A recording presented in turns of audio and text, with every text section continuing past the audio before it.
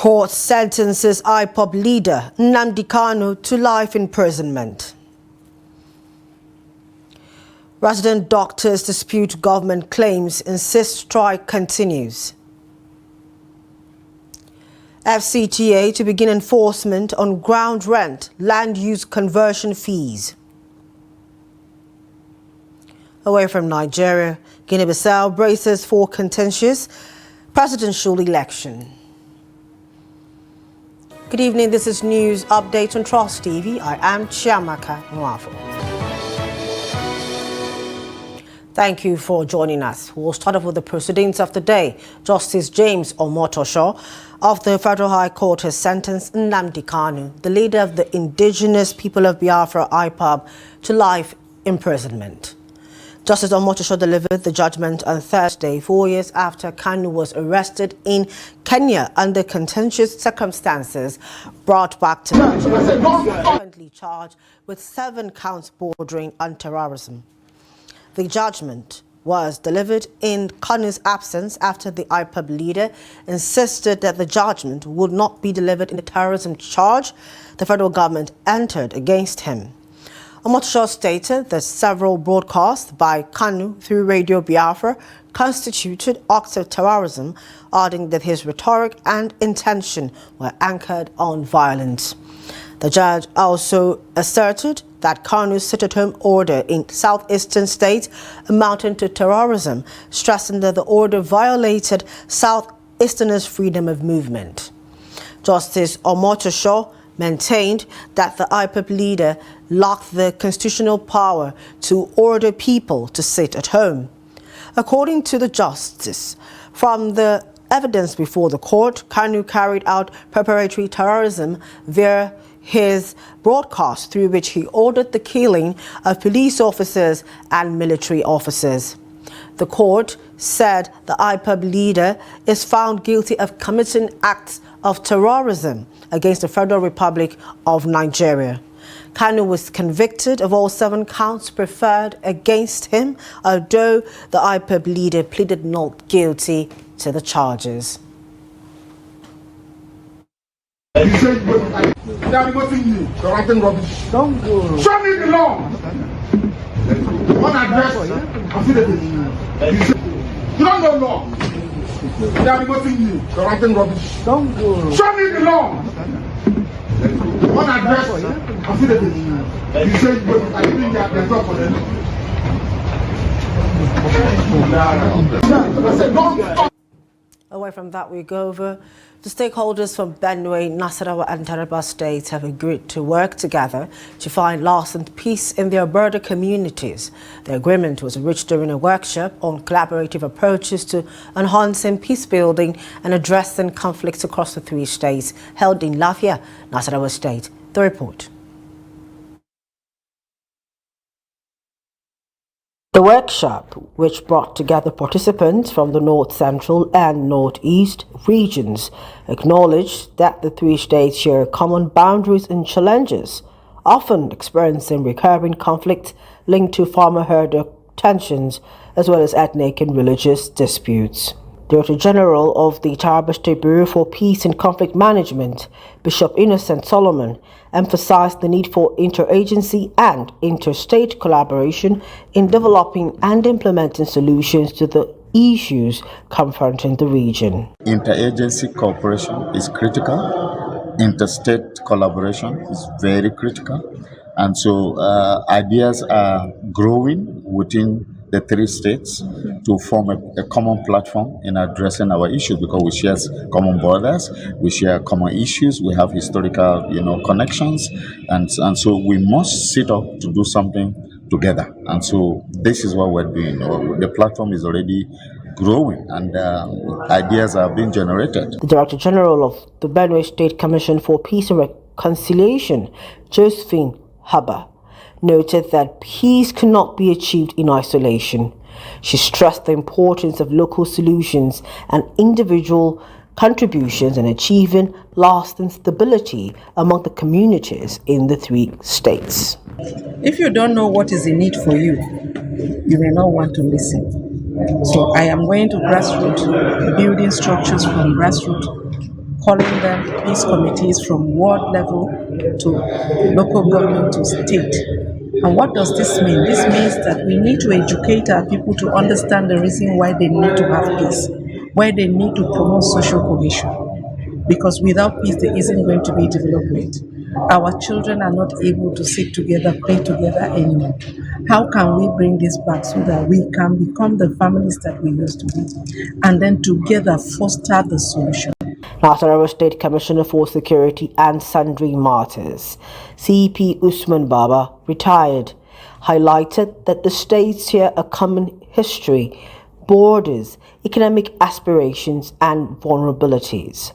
He called for collaborative approaches to strengthen security and resolve long-standing disputes. As neighboring states with shared histories, shared borders, shared economic aspirations, shared vulnerabilities, our security is intertwined. I will therefore examine collaborative approaches that can enhance security and strengthen long-term peace building across our state. The Emir of Azara, Kabiru Ibrahim, and the deputy team leader of the Strengthening Peace and Resilience Spring Program also stressed the need for strong political will and cooperation among stakeholders to achieve sustainable peace, security, and development across the region.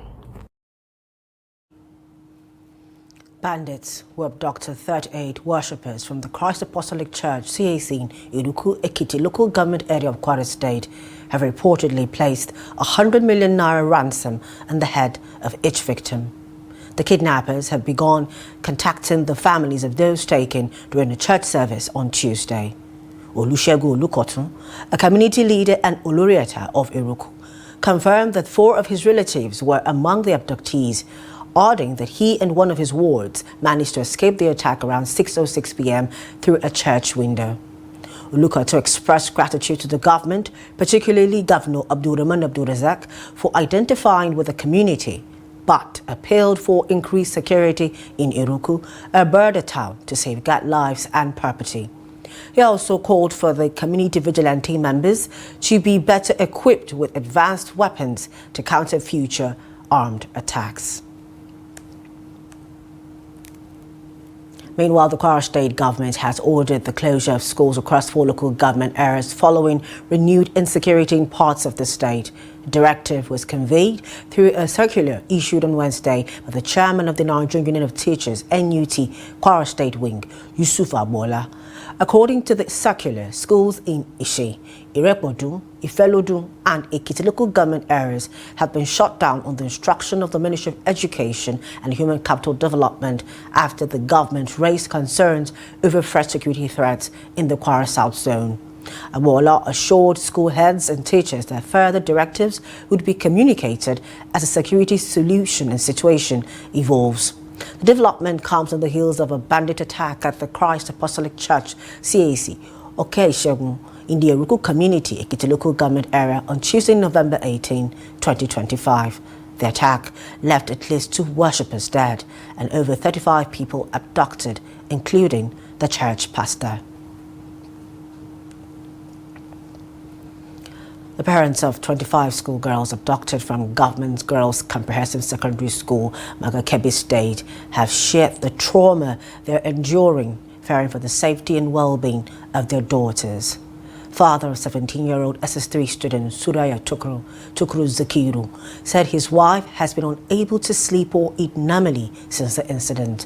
Suraya's mother broke down in tears, pleading with the government to expedite efforts to rescue their daughters. Father of 12-year-old Khadija, Nasivi Salihu, echoed similar sentiments, highlighting the emotional toll on families. Zakiru revealed that the government has deployed over 50 armored vehicles and numerous troops to search for the abducted girls.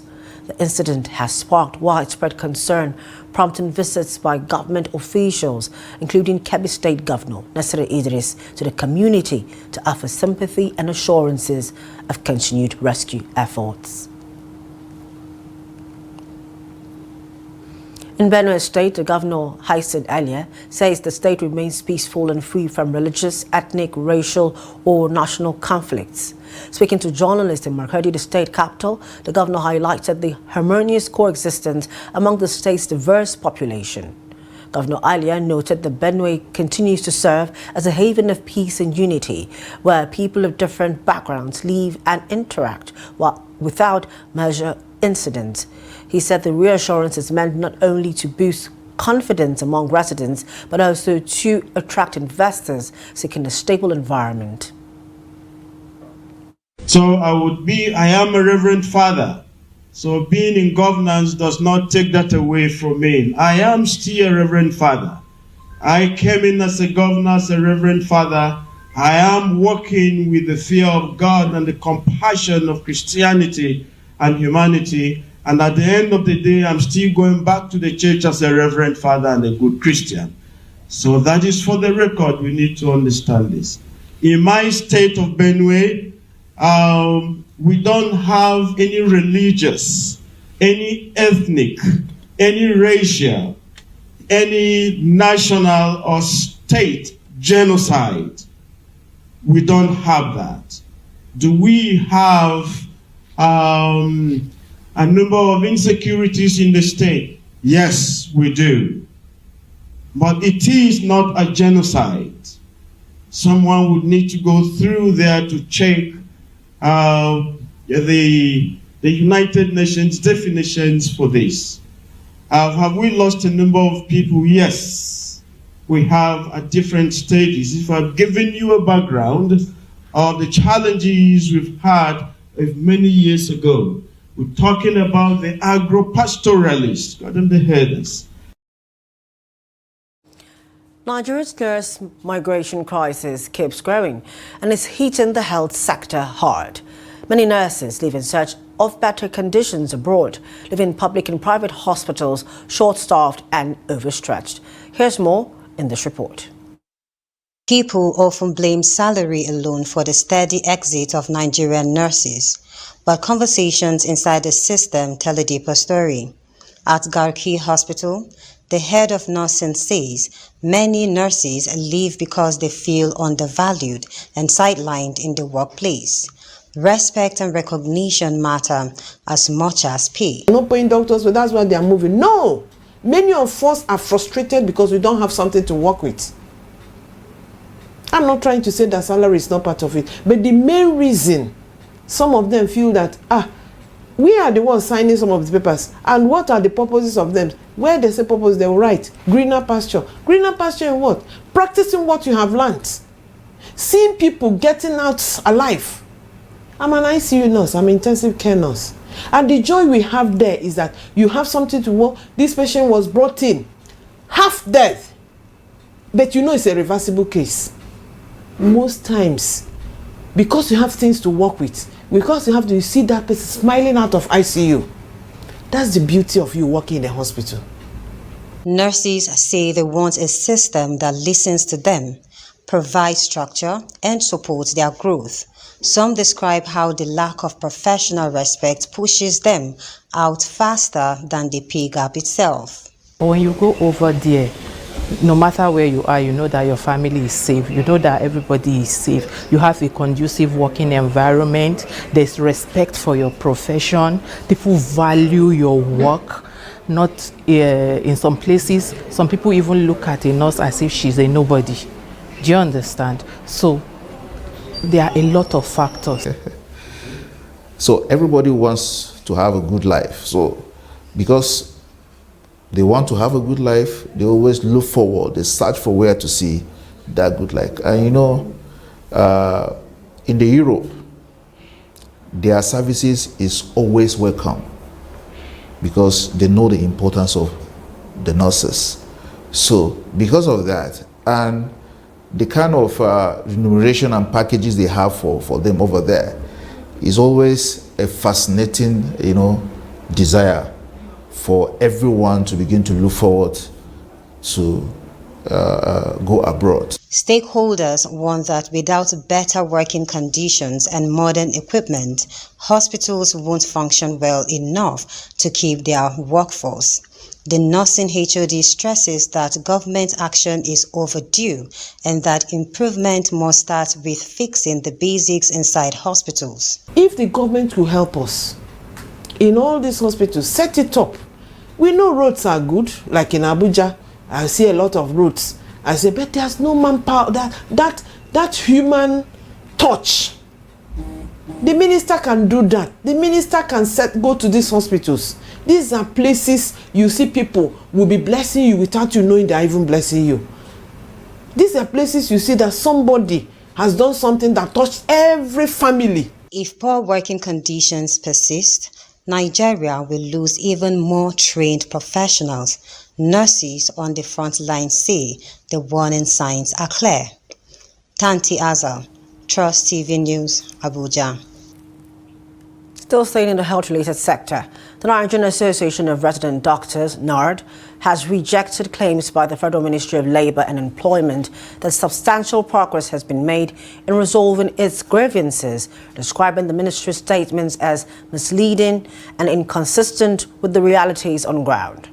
In a statement issued Thursday and jointly signed by its President, Mohammed Suleiman, Secretary General Shoaibu Ibrahim, and Publicity and Social Secretary Abdul Majid Ibrahim, NARD said it was profoundly disappointed by a November 19 press release from the ministry suggesting that a high percentage of its demands had been met. The association said its review of negotiations during its extraordinary NEC meeting held on November 17 revealed that not a single one of its 19 major demands had been fully addressed.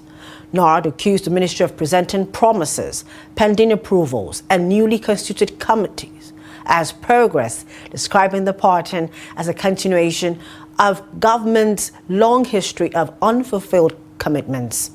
The doctors dismissed the ministry's claim that payment of the 25-35% CONMES review and 2024 accruement allowances had commenced, arguing that none of its members nationwide had received such payments, reaffirming that its nationwide total and indefinite strike, which began November 1, remains in force. To more stories. The Federal Capital Territory Administration, FCTA, has announced that it will commence enforcement actions on defaulters of ground rent payments, land use change/conversion fees, as well as right of occupancy, RFO, and certificate of occupancy, CFO bills, starting Wednesday, November 26, 2025. Senior Special Assistant on Public Communications and Social Media to the FCT Minister, Lere Olayinka, made this known in a statement on Thursday. The announcement follows previous interventions by the FCT Minister, Nyesom Wike, and President Bola Tinubu on May 26, 2025. Defaulters of ground rent were granted a 14-day grace period to settle outstanding payments, including associated penalties. Similarly, publications made between September 8 and 10, 2025 informed property owners of the revised land use purpose clause in the FCT, granting 30 days to pay penalty violation fees of 5 million naira and other applicable charges for land use change and conversion. Additional notices in broadcast extended a final 14-day grace for compliance on properties in Asokoro, Maitama, Gariki, and Wuse. The 14-day grace period for ground rent expired on June 9, 2025, while the final extension for land use purpose compliance ends on Monday, November 24, 2025. Stakeholders in the Niger Delta have called on the federal government to urgently initiate remediation efforts in communities affected by oil spills to allow residents to return to agriculture and rebuild their livelihoods. The appeal came during a high-level policy dialogue in Abuja organized by Budget and the Natural Resource Governance Institute, aimed at aligning subnational economic strategies with national energy transition objectives. Alice Adebayo, research and policy analyst at Budget, highlighted the urgent need to tackle environmental degradation in oil-producing communities. She noted that oil spills have severely disrupted agriculture in states such as Delta, with farmers facing difficulties transporting their produce due to poor road networks. Adebayo also called for greater investment in agricultural technology and training programs to support local farmers.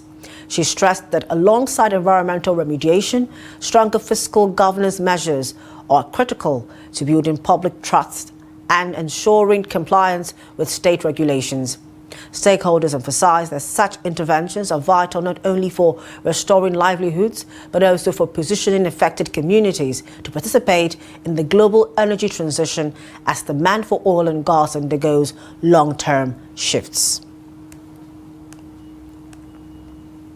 In business, the organized labor in the food and beverages sector has warned of the socio-economic consequences and impending doom following the Senate's directive to the National Agency for Food and Drug Administration and Control, NAFDAC, to enforce a nationwide ban on alcoholic beverages in sachets and PET and glass bottles below 200 milliliter by December 31, 2025. Under the aegis of the Food, Beverage and Tobacco Senior Staff Association, FOPTOP. The group expressed concern that the directive could wipe out millions of jobs and cripple indigenous manufacturing firms already struggling under harsh economic conditions. At a briefing in Lagos, FOPTOP President Jimo Yibo said workers across the food and beverage sector are gripped by fear as the consequences of the ban, if implemented, will be far-reaching, devastating and irreversible.